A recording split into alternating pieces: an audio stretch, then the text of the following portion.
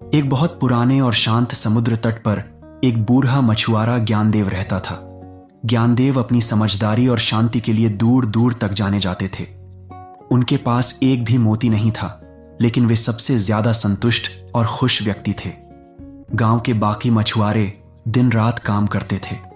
वे पानी में मोती और कीमती सीपियां ढूंढते थे। वे बहुत मेहनत करते थे, लेकिन ज्यादातर उन्हें खाली हाथ ही लौटना पड़ता था। उनका जीवन हमेशा चिंता और बेचैनी में रहता था, क्योंकि उन्हें डर रहता था कि कहीं कोई और उनसे पहले मोती न ढूंढ ले। एक युवा मछुआरा विक्रम बहुत महत्वाकांक्षी था। वह सबसे ज्यादा मोती ढूंढकर अमीर बनना चाहता था। एक दिन वह ज्ञानदेव के पास गया।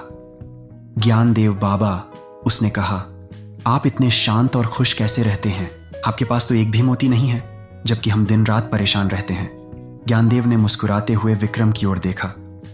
मोती तो मेरे पास भी है बेटा। उन्होंने अपनी हथेली खोली, जिसमें केवल मुट्ठी भर रेत थी। विक्रम ने हंसते हुए कहा, बाबा जी, ये तो सिर्फ रेत है। ज्ञानदेव ने जवाब दिया, बेटा, ये तुम्हारी नजर का फर्क है। मैं जानता हूं कि असली मोती कहां है।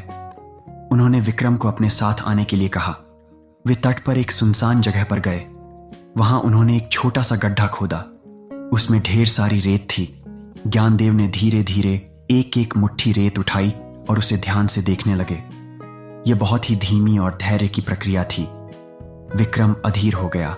बाबा जी, ऐसे तो पूरी जिंदगी निकल जाएगी। मोती तो समुद्र में मिलता है, रेत में नहीं, विक्रम ने कहा। ज्ञानदेव शांत रहे।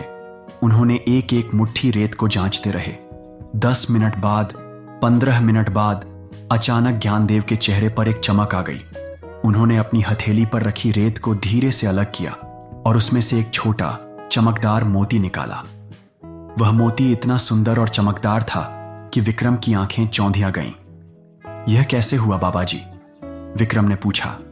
ज्ञानदेव ने कहा, यह मोती समुद्र की लहरों के साथ आया, लेकिन यह कहीं दूर नहीं, बल्कि यहीं रेत में छिपा था। बाकी मछुआरे समुद्र की गहराई में जल्दबाजी से ढूंढते हैं।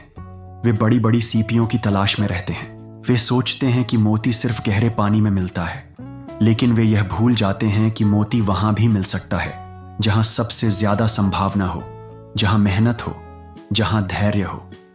इस रेत में लाखों रेत के कण थे, लेकिन मैंने एक एक कण को जांचने का धैर्य रखा, इसलिए मुझे यह मोती मिला।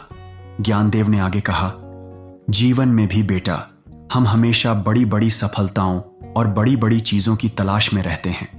हम सोचते हैं कि मोती कहीं दूर और मुश्किल जगहों पर मिलेगा, लेकिन हम भूल जाते हैं कि सच्ची खुशी और सफलता अक्सर हमारे आसपास ही, हमारे रोज के काम, हमारे छोटे प्रयासों और हमारे धैर्य में छिपी होती है।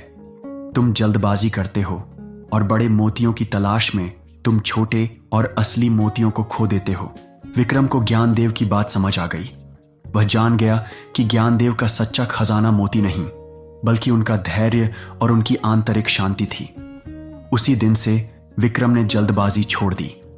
वह रोज अपने काम में धैर्य और ध्यान लगाने लगा, और बहुत जल्द उसे भी अपनी मेहनत की रेत में छुपे हुए मोती मिलने लगे।